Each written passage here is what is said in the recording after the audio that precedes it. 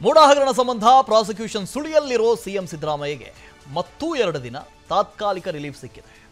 ತಮ್ಮ ವಿರುದ್ಧ ಪ್ರಾಸಿಕ್ಯೂಷನ್ಗೆ ರಾಜ್ಯಪಾಲರು ಅನುಮತಿ ನೀಡಿರುವುದನ್ನು ಪ್ರಶ್ನಿಸಿ ಸಿಎಂ ಸಲ್ಲಿಸಿದ್ದ ಅರ್ಜಿ ವಿಚಾರಣೆ ಮಾಡಿದ ಹೈಕೋರ್ಟ್ ವಿಚಾರಣೆಯನ್ನು ಸೋಮವಾರ ಮಧ್ಯಾಹ್ನಕ್ಕೆ ಮುಂದೂಡಿಕೆ ಮಾಡಿದೆ. ಇಂದು ಬೆಳಗ್ಗೆಯಿಂದ ದಿನಪೂರ್ತಿ 3-4 ವಕೀಲರ ವಾದವನ್ನು ಆಲಿಸಿದ್ದಾರೆ ನ್ಯಾಯಮೂರ್ತಿ ಎಂ ನಾಗಪ್ರಸನ್ನ. ಉಳಿದ ವಕೀಲರ ವಾದವನ್ನು ಸೋಮವಾರ ಆಲಿಸ್ತೀನಿ ಅಂತ ಹೇಳಿದರು.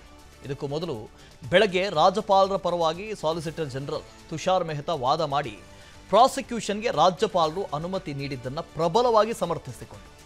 ಸಿಎಂ ಪರ ವಾದ ಮಂಡಿಸಿದ್ದ ಅಭಿಷೇಕ್ ಮನು ಸಿಂಘ್ವಿ ಅವರ ಹಲವು ಅಂಶಗಳಿಗೆ ಸ್ಪಷ್ಟನೆಯನ್ನು ಕೊಟ್ಟರು. ಮೆಹ್ತಾ ಪ್ರಾಸಿಕ್ಯೂಷನ್ಗೆ ಅನುಮತಿ ನೀಡದಿರಲು ಸಚಿವ ಸಂಪುಟ ಸಭೆಯ ನಿರ್ಣಯ ಅಂತಿಮ ಆಗೋದಿಲ್ಲ. ರಾಜ್ಯಪಾಲರು ತಮ್ಮ ವಿವೇಚನಾ ಅಧಿಕಾರವನ್ನು ಬಳಸಿ ಅನುಮತಿ ನೀಡಿದ್ದಾರೆ. ಶ್ರೀರೂಪಾ ಪ್ರಕರಣ ಮತ್ತು ಲಲಿತಾ ಕುಮಾರಿ ವರ್ಸಸ್ ಉತ್ತರ ಪ್ರದೇಶ ಸರ್ಕಾರದ ಸುಪ್ರೀಂ ಕೋರ್ಟ್ನ ತೀರ್ಪುಗಳನ್ನು ಮೆಹ್ತಾ ಉಲ್ಲೇಖ ಮಾಡಿದರು. ಈ ಸಂದರ್ಭದಲ್ಲಿ ಆಗ ನ್ಯಾಯಮೂರ್ತಿ ನಾಗಪ್ರಸನ್ನ ಅವರು ಪ್ರಾಸಿಕ್ಯೂಷನ್ ನೀಡೋದಕ್ಕೆ ಸಂಪುಟದ ನಿರ್ಣಯ ಬೇಕಾಗಿಲ್ಲ ಅಂತ ಸುಪ್ರೀಂ ಕೋರ್ಟ್ ಹಲವು ಸಂದರ್ಭಗಳಲ್ಲಿ ಹೇಳಿದೆ. 17(a) ಅಡಿಯಲ್ಲಿ ಅನುಮತಿ ಇಲ್ಲದೆ ಪೊಲೀಸರು ತನಿಖೆ ಮಾಡುವಂತಿಲ್ಲ, ಪೊಲೀಸರೇ ಅನುಮತಿ ಪಡೆಯಬೇಕು ಅಂತ ಉಲ್ಲೇಖಿಸಿಲ್ಲ, ಯಾರು ಬೇಕಾದರೂ ಅನುಮತಿಯನ್ನು ಪಡೆಯಬಹುದು. ಇದನ್ನೇ ನಾನು ನನ್ನ ಹಿಂದಿನ ತೀರ್ಪಿನಲ್ಲಿ ಹೇಳಿದ್ದೇನೆ ಅಂತ ನ್ಯಾಯಮೂರ್ತಿಗಳು ಹೇಳಿದರು.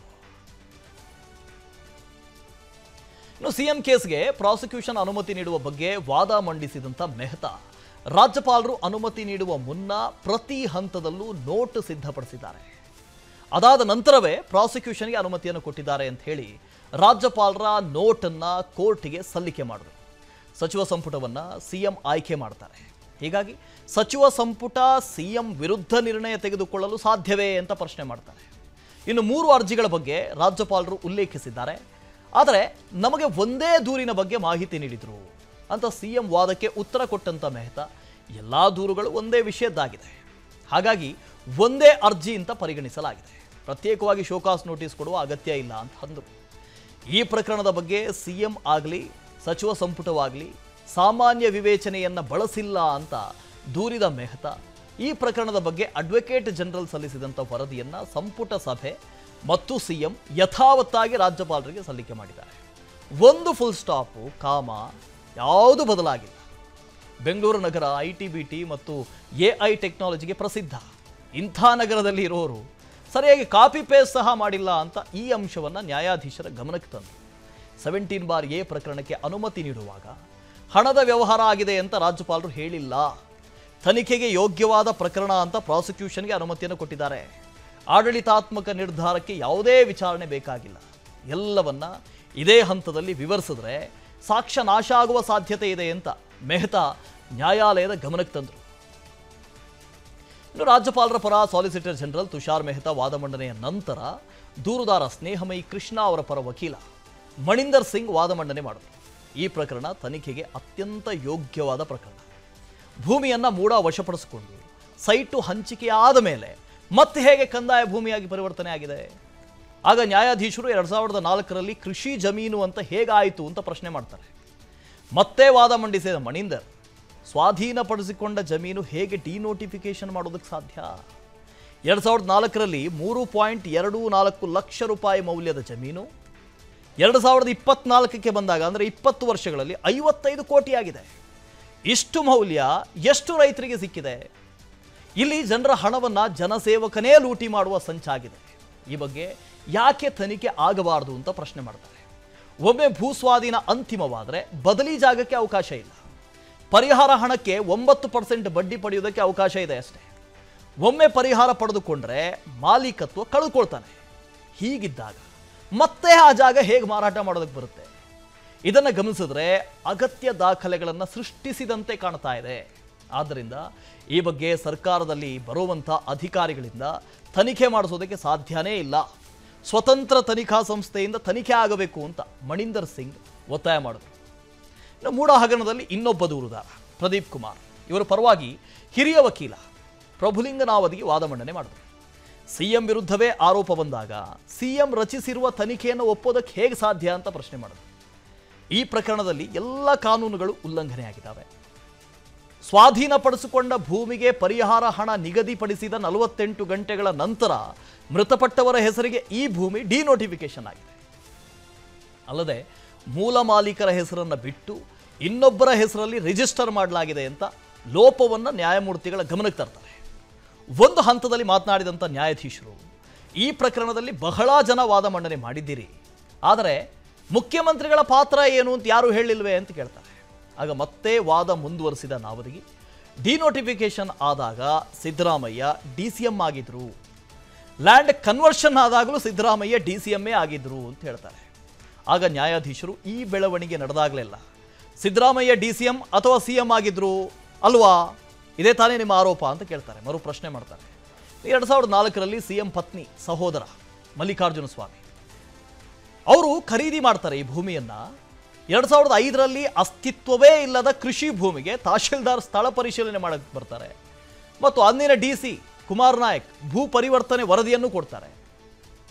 ಇಲ್ಲದೇ ಇರುವಂಥ ಭೂಮಿಯನ್ನು ಖರೀದಿ ಮಾಡಿದ್ದಾರೆ, ಕನ್ವರ್ಷನ್ ಮಾಡಿದ್ದಾರೆ, ಅದನ್ನು ಗಿಫ್ಟ್ ಆಗೂ ಕೊಟ್ಟಿದ್ದಾರೆ.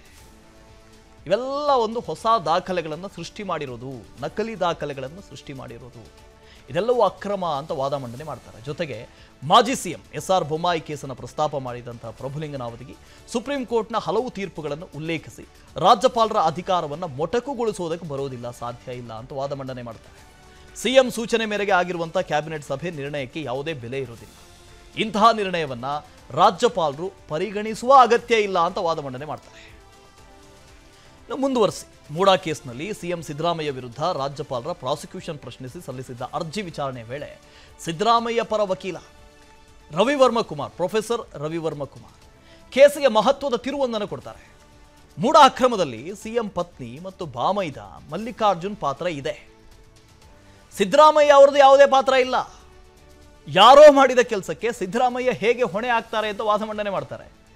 ಇನ್ನು CM ವಿರುದ್ಧದ ಇನ್ನೊಬ್ಬ ದೂರುದಾರ TJ ಅಬ್ರಹಾಂ ಪರ ವಾದ ಮಂಡನೆ ಮಾಡಿದಂಥ ಹಿರಿಯ ವಕೀಲ ರಂಗನಾಥ ರೆಡ್ಡಿ, ಭೂಮಿಯನ್ನು ಸ್ವಾಧೀನಪಡಿಸಿಕೊಂಡಾಗಿನಿಂದ 1999ರಲ್ಲಿ ಡಿನೋಟಿಫಿಕೇಶನ್ ಆದಾಗಿನ ಘಟನಾವಳಿಗಳನ್ನು ಉಲ್ಲೇಖ ಮಾಡ್ತಾರೆ. ಆಗ ನ್ಯಾಯಮೂರ್ತಿಗಳು, ಲ್ಯಾಂಡ್ ಡಿನೋಟಿಫೈ ಮಾಡಿದ ಮೇಲೆ ಆ ಜಮೀನು ಮೂಲ ಮಾಲೀಕನಿಗೆ ಹೋಗಬೇಕಲ್ವಾ ಅಂತ ಪ್ರಶ್ನೆ ಮಾಡ್ತಾರೆ. ಆಗ ರೆಡ್ಡಿ ಅವರು, ಮೂಲ ಮಾಲೀಕರಿಗೆ ಹೋಗಿಲ್ಲ ಅಂತ ನ್ಯಾಯಪೀಠದ ಗಮನಕ್ಕೆ ತರ್ತಾರೆ. ಅದೇ ರೀತಿ 2021ರಲ್ಲಿ ಮೂಡಾದಿಂದ ಸಿದ್ದರಾಮಯ್ಯ ಪತ್ನಿ ಪಾರ್ವತಿಯವರಿಗೆ ಸೈಟು ಹಂಚಿಕೆ ಮಾಡಿದಾಗ ಸಿದ್ದರಾಮಯ್ಯನವರ ಮಗ ಯತೀಂದ್ರ ಮೂಡಾದ ಸದಸ್ಯರಾಗಿರ್ತಾರೆ. ಸೈಟು ಹಂಚಿಕೆ ಸಭೆಯಲ್ಲಿ ಭಾಗಿಯಾಗಿರ್ತಾರೆ. ಸೈಟು ಪಡೆಯುವಲ್ಲಿ ಯತೀಂದ್ರ ಪಾತ್ರ ಇದೆ ಅಂತ ಉಲ್ಲೇಖ ಮಾಡ್ತಾರೆ. ಆಗ ಮತ್ತೆ ಮಧ್ಯಪ್ರವೇಶ ಮಾಡಿದಂಥ ನ್ಯಾಯಮೂರ್ತಿಗಳು, ಮುಖ್ಯಮಂತ್ರಿಗಳನ್ನು ಬಿಟ್ಟು ಮಗನ ಮೇಲೆ ಯಾಕೆ ನೀವು ಕೇಸ್ ಮಾಡಲಿಲ್ಲ ಅಂತ ಪ್ರಶ್ನೆ ಮಾಡ್ತಾರೆ. ಇನ್ನು ಮೂಡಾ ಹಗರಣ ಸಂಬಂಧ CM ಸಿದ್ದರಾಮಯ್ಯ ಪ್ರಾಸಿಕ್ಯೂಷನ್ ಸುಳಿಯಲ್ಲಿ ಸಿಲುಕಿರೋದ್ರಿಂದಾಗಿ ವಿಪಕ್ಷ ನಾಯಕರು ಮತ್ತು ರಾಜ್ಯಪಾಲರ ವಿರುದ್ಧ ಕಾಂಗ್ರೆಸ್ ಪ್ರಾಸಿಕ್ಯೂಷನ್ ಪ್ರತ್ಯಾಸ್ತ್ರವನ್ನು ಬಳಸಿದೆ.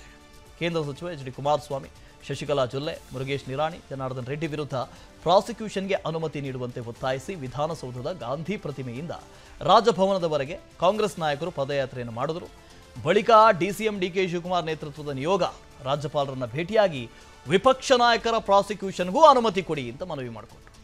ಮನವಿ ಪತ್ರದಲ್ಲಿ 4 ಪ್ರಕರಣಗಳನ್ನು ಉಲ್ಲೇಖ ಮಾಡಿದ್ದಾರೆ. ಕಟುವಾದ ಪದಗಳಿಂದ ರಾಜ್ಯಪಾಲರ ವಿರುದ್ಧ ಅಸಮಾಧಾನ ವ್ಯಕ್ತಪಡಿಸಿದ್ದಾರೆ.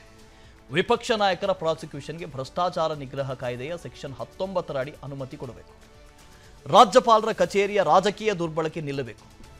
ರಾಜಕೀಯ ಪ್ರೇರಿತ ದೂರುಗಳಿಗೆ ರಾಜಭವನ ಬಳಕೆ ಆಗಬಾರದು. ನಿಮ್ಮ ನಡೆಯಿಂದ ರಾಜಭವನದ ಬಗ್ಗೆ ಜನರು ಅನುಮಾನ ವ್ಯಕ್ತಪಡಿಸ್ತಾ ಇದ್ದಾರೆ. ಸೆಲೆಕ್ಟಿವ್ ಆಗಿ ನೀವು ಸಾಂವಿಧಾನಿಕ ಅಧಿಕಾರವನ್ನು ಬಳಸ್ತಾ ಇದ್ದೀರಿ. ಬಿಜೆಪಿ JDS ನಾಯಕರ ಪ್ರಾಸಿಕ್ಯೂಷನ್ ಅನುಮತಿ ವಿಚಾರ ಕೋಲ್ಡ್ ಸ್ಟೋರೇಜ್ ಸೇರಿದೆ ಅಂತ ಪತ್ರದಲ್ಲಿ ಉಲ್ಲೇಖ ಮಾಡಿದ್ದಾರೆ. ಇನ್ನು ಕಾಂಗ್ರೆಸ್ನ ನಾಯಕರ ಮುಂದೆಯೂ ಕೂಡ ರಾಜ್ಯಪಾಲರು ಸ್ಪಷ್ಟನೆ ಕೊಟ್ಟಿದ್ದಾರೆ. ನಾನು ನೇರವಾಗಿ ಸಿದ್ದರಾಮಯ್ಯ ವಿರುದ್ಧ ಪ್ರಾಸಿಕ್ಯೂಷನ್ಗೆ ಅನುಮತಿಯನ್ನು ಕೊಟ್ಟಿಲ್ಲ, ಅಲ್ಲದೆ ವಿಪಕ್ಷ ನಾಯಕರ ಪ್ರಾಸಿಕ್ಯೂಷನ್ ಬಗ್ಗೆಯೂ ಗಮನ ಹರಿಸ್ತೀನಿ ಅಂತ ಭರವಸೆ ಕೊಟ್ಟಿದ್ದಾರೆ. ಇನ್ನು ಭೇಟಿಯ ವೇಳೆ DCM DK ಶಿವಕುಮಾರ್ ಮತ್ತು ಸಚಿವ MB ಪಾಟೀಲ್ ಮೈತ್ರಿ ನಾಯಕರ ವಿರುದ್ಧದ ಪ್ರಾಸಿಕ್ಯೂಷನ್ಗೆ ಅನುಮತಿ ನೀಡಿ ಅಂತ ಚರ್ಚೆ ಮಾಡಿದರು. HD ಕುಮಾರಸ್ವಾಮಿ ವಿಚಾರವನ್ನು ಪ್ರಸ್ತಾಪಿಸಿದ DK ಶಿವಕುಮಾರ್, ಕುಮಾರಸ್ವಾಮಿ ತಮ್ಮ ಸಹಿ ಫೋರ್ಜರಿ ಅಂತ ಹೇಳ್ತಿದ್ದಾರೆ.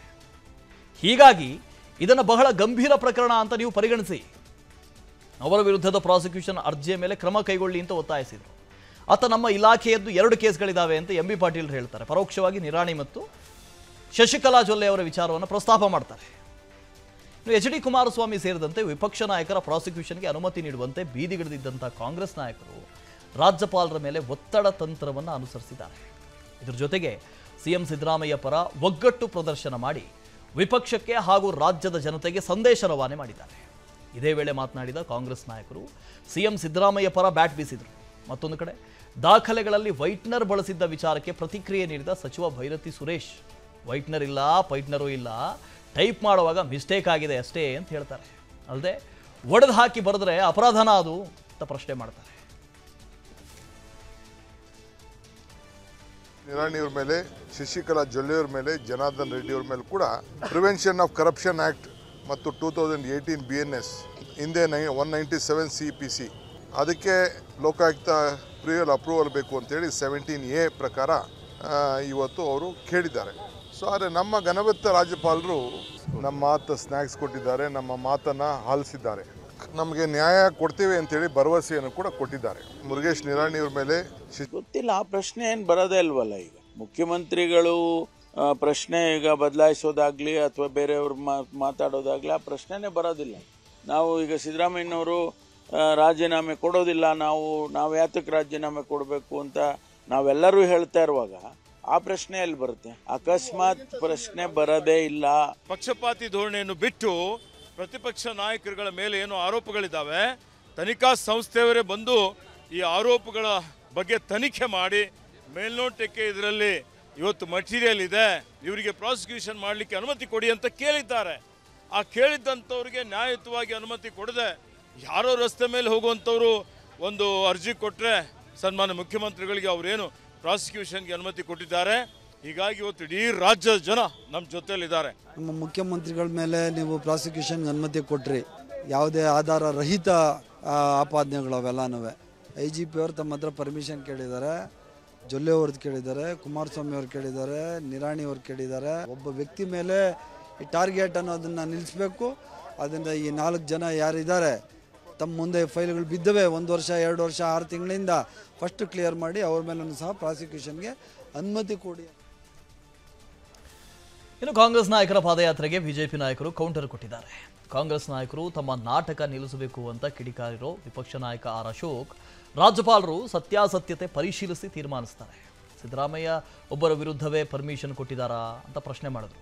ಅಲ್ಲದೆ ಬಿಜೆಪಿಯಿಂದ ಸರ್ಕಾರ ಅಸ್ಥಿರಗೊಳಿಸುವ ಯತ್ನ ಅಂತ DK ಶಿವಕುಮಾರ್ ಆರೋಪಕ್ಕೆ ತಿರುಗೇಟು ಕೊಟ್ಟಂತ ಅಶೋಕ್, ನಮ್ಮ ಕೈಯಲ್ಲಿ ಬಂಡೆ ತಳ್ಳುವ ಶಕ್ತಿ ಇದೆಯಾ ಅಂತ ವ್ಯಂಗ್ಯವಾಡಿದರು.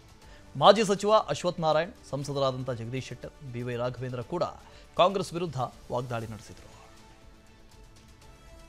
ಸಿದ್ದರಾಮಯ್ಯ ಅವರೊಬ್ಬರಿಗೆ ಕೊಟ್ಟಿರೋದು, ಕರ್ನಾಟಕದಲ್ಲಿ ಇನ್ಯಾವ ಮುಖ್ಯಮಂತ್ರಿಗೂ ಪರ್ಮಿಷನ್ ಕೊಟ್ಟಿಲ್ಲ. ಆ ರೀತಿ ನಡವಳಿಕೆ ನಡೀತಾ ಇದೆ. ನನಗೆ ಆಶ್ಚರ್ಯ ಆಗ್ತದೆ. ರಾಜಭವನದ ದುರುಪಯೋಗವನ್ನು, ರಾಜಭವನ ಮೇಲೆ ಒತ್ತಡ ಹಾಕುವಂಥದ್ದು ಮಾಡ್ತಾ ಇರುವಂಥದ್ದು ಸಂವಿಧಾನಕ್ಕೆ ಮಾಡದಂತ ಅಪಚಾರ ಅಂತ ನಾನು ಹೇಳ್ತೇನೆ. ಇವತ್ತು ರಾಜಭವನ್ ಚಲೋ, ಒಂದು ಅಧಿಕಾರದಲ್ಲಿರುವಂತ ಈ ಸರ್ಕಾರ ಭ್ರಷ್ಟಾಚಾರ ಮಾಡಿರುವಂತ ಅವ್ರ ನಾಯಕರುಗಳ ಮೇಲೆ ಯಾವುದೇ ಒಂದು ರಾಜಕೀಯ ಪಕ್ಷಗಳಿದ್ದರೆ ಭ್ರಷ್ಟಾಚಾರ ತಡೆಗಟ್ಟಿ ಜನಪರವಾಗಿ ಕಾರ್ಯವನ್ನ ಮಾಡಬೇಕಾಗುತ್ತೆ. ಇದ್ಯಾವುದು ಅರ್ಥ ಮಾಡ್ಕೊಳ್ಳದೆ ಅವರ ಭ್ರಷ್ಟ ನಾಯಕರ ರಕ್ಷಣೆಗೆ ಬರ್ತಿರುವಂತ ಈ ಕಾಂಗ್ರೆಸ್ ಪಕ್ಷ ಏನ್ ನೈತಿಕತೆ ಇದೆ? ಈಗ ರಾಜಭವನ್ ಚಲೋ ಅಂತ ನೀವು ರಾಜಕೀಯವಾಗಿ ಹೋರಾಟ ಮಾಡ್ತೀರಿ, ಮತ್ತೊಂದು ಕಡೆ ಅವರೇನು ಸ್ಯಾಂಕ್ಷನ್ ಕೊಟ್ಟಿದ್ದಾರಲ್ಲ ಅದರ ವಿರುದ್ಧ ಕೋರ್ಟಲ್ಲಿ ಇದು ಮಾಡ್ತಾರೆ. ಯಾವಾಗಲೂ ನ್ಯಾಯಾಂಗಕ್ಕೆ ಒಂದು ಗೌರವ ಇದೆ. ಇವತ್ತು ನಾಳೆ ಏನು ಗವರ್ನರ್ ಆಫೀಸು ಪ್ರಾಸಿಕ್ಯೂಷನ್ ಅನ್ನ ಕೊಟ್ಟಿದೆ, ಹಗರಣ ನೀವು ಮಾಡಿದಿರೋ ಇಲ್ಲೋ ತನಿಖೆ ಆಗ್ತಾ ಇದೆ. ಈ ಸಂದರ್ಭದಲ್ಲಿ ಆ ಸ್ಥಾನದಲ್ಲಿ ಕೂತು ನ್ಯಾಯಯುತವಾದಂಥ ತನಿಖೆ ಆಗ್ಲಿಕ್ಕೆ ಸಾಧ್ಯ ಇಲ್ಲ. ಆ ದೃಷ್ಟಿಯಿಂದ ನೈತಿಕ ಹೊಣೆ ಹೊತ್ತು ನೀವು ಹೊರಗಡೆಗೆ ಬನ್ನಿ, ತನಿಖೆ ಆಗಲಿ, ನೀವು ನಿರಪರಾಧಿ ಅಂತ ಹೇಳಿ ಪ್ರೂವ್ ಆದರೆ ವಾಪಸ್ ಬಂದು ನಿಮ್ಮ ಸ್ಥಾನದಲ್ಲಿ ನೀವು ಕೂತ್ಕೊಳ್ಳಿ. ಅದು ನಮ್ಮ ಒತ್ತಾಯ.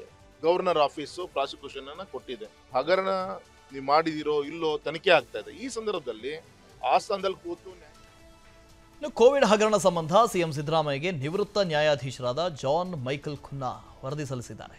ಕೋವಿಡ್ ಸಂದರ್ಭದಲ್ಲಿ 2,000 ಕೋಟಿ ರೂಪಾಯಿ ಅಕ್ರಮ ಆಗಿದೆ ಅಂತ ಕಾಂಗ್ರೆಸ್ ಆರೋಪ ಮಾಡಿತ್ತು. ಅಲ್ಲದೆ ಹೈಕೋರ್ಟ್ ನಿವೃತ್ತ ನ್ಯಾಯಾಧೀಶ ಜಾನ್ ಮೈಕಲ್ ಖುನ್ನಾ ನೇತೃತ್ವದಲ್ಲಿ ವಿಚಾರಣೆಗೆ ಆಯೋಗವನ್ನು ಕೂಡ ರಚನೆ ಮಾಡಿತ್ತು. ಅದರಂತೆ ಬಿಜೆಪಿ ಸರ್ಕಾರದ ಅವಧಿಯಲ್ಲಿ ನಡೆದಿದೆ ಎನ್ನಲಾದ ಕೋವಿಡ್ ಅಕ್ರಮಗಳ ತನಿಖೆಯನ್ನು ಪೂರ್ಣಗೊಳಿಸಿರುವ ಆಯೋಗ ಇಂದು ಮುಖ್ಯಮಂತ್ರಿಗಳಿಗೆ ವರದಿ ಸಲ್ಲಿಕೆ ಮಾಡಿದೆ. ಸಿಎಂ ಕಾವೇರಿ ನಿವಾಸಕ್ಕೆ ಭೇಟಿ ನೀಡಿ ಮುಚ್ಚಿದ ಲಕೋಟೆಯಲ್ಲಿ ಸಿಎಂಗೆ ವರದಿ ಸಲ್ಲಿಕೆ ಮಾಡಿದ್ದಾರೆ. ಅನುಕ್ಷಣದ ಸುದ್ದಿಗಳಿಗಾಗಿ ವಿಸ್ತಾರ ನ್ಯೂಸ್ ಯೂಟ್ಯೂಬ್ ಚಾನೆಲ್ ಸಬ್ಸ್ಕ್ರೈಬ್ ಮಾಡಿ. ಹೊಸ ಸುದ್ದಿಗಳ ನೋಟಿಫಿಕೇಶನ್ಗಾಗಿ ಬೆಲ್ ಐಕಾನ್ ಕ್ಲಿಕ್ ಮಾಡಿ. ಲೇಟೆಸ್ಟ್ ಅಪ್ಡೇಟ್ಸ್ಗಾಗಿ www.vistaranews.com ವೆಬ್ಸೈಟ್ಗೆ ವಿಸಿಟ್ ಮಾಡಿ. ಅಂಗೈಯಲ್ಲೇ ಜಗತ್ತಿನ ಸುದ್ದಿ ತಿಳಿಯಲು ವಿಸ್ತಾರ ನ್ಯೂಸ್ ಕನ್ನಡ ಆಪ್ ಡೌನ್ಲೋಡ್ ಮಾಡಿ.